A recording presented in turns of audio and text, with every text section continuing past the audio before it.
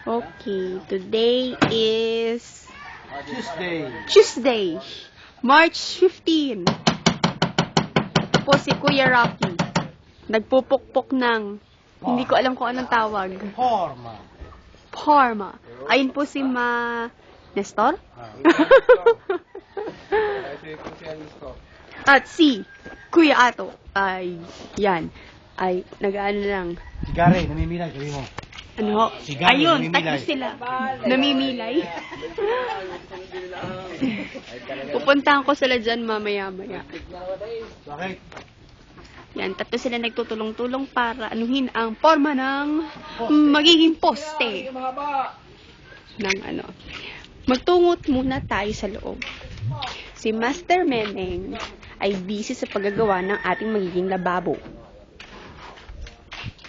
Kamusta po kayo dyan?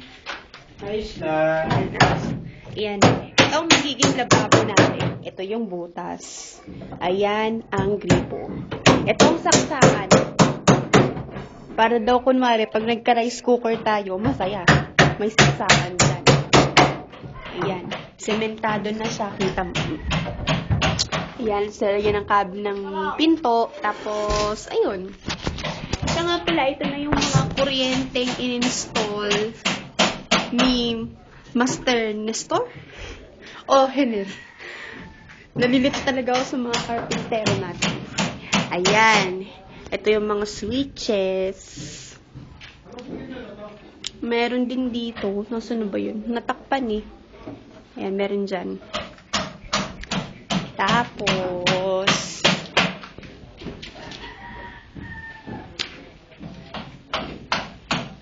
yan yung orange na yun. Daluyan din yan ng kuryente.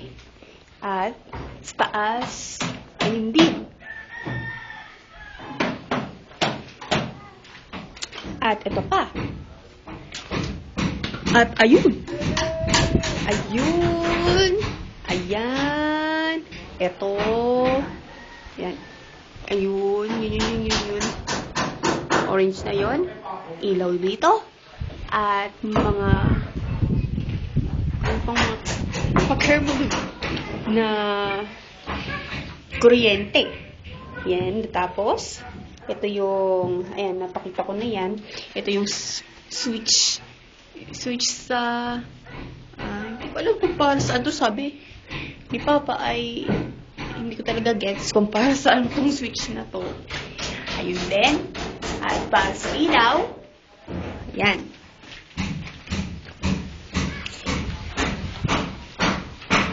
Busy nga natin mga carpenter. At aakyatin ko sila. Aakyat na ako sa taas.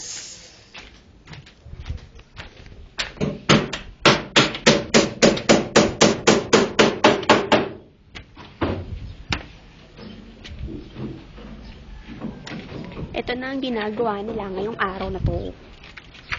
Ito yung mga ulit yung kuryente.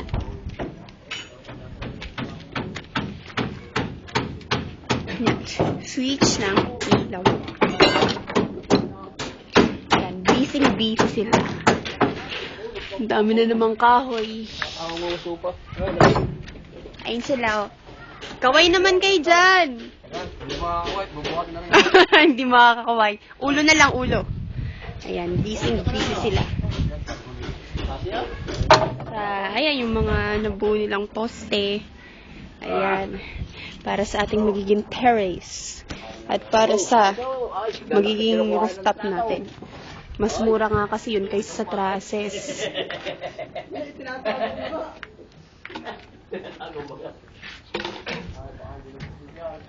Ayan, ano pong ginagawa nyo? Nagbubunot ako ng pako sa mga kahoy. Ayan, nagbubunot ng pako sa mga kahoy para i-recycle. Kasi gagamitin ulit ang kahoy. Gagawin ulit natin patindig. Oo nga. Yan, para daw tipid. Ayan. O, yan ang ginagawa nila sa ngayon. Pinoporma ang saya nila, no? Pinoporma na ang mga poste at lalagyan na itong mga support na naman para sa para sa napipintong slab. Yung gagay nito. Sahig.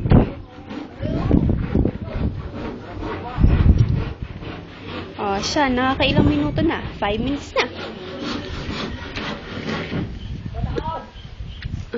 Nakakatakot na baka ako'y mapako dito. Tapos, tingnan nga natin kung ano ng itsura ng loob. Ito ang banyo. Hindi pa tapos. Banyo ng second floor. At, ayan. Hindi ko na mapasok. Masyadong maraming kahoy. Baka maumpog na naman ako. Yun ngayon ang ginagawa nila. Pala, ano na ngayon? Alas 11 ng umaga.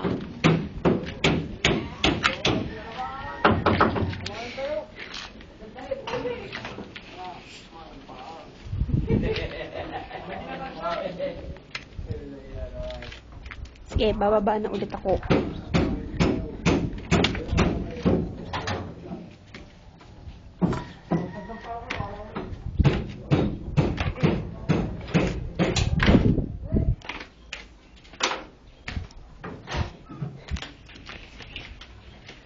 Ayan na ang latest na ginagawa nila. Ito yung mga kakao, ang dami.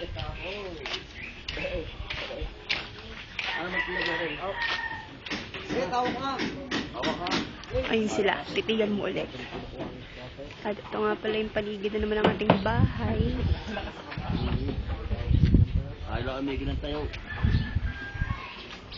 Ayan. Ang taas na. Ayan o. Yan ang napaligid.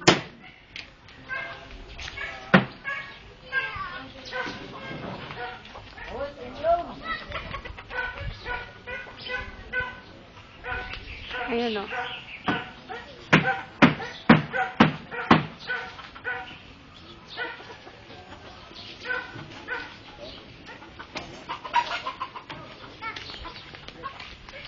Yan ang ating bahay.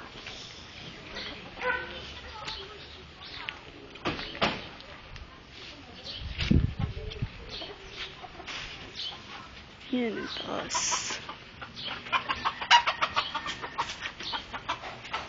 At malawak.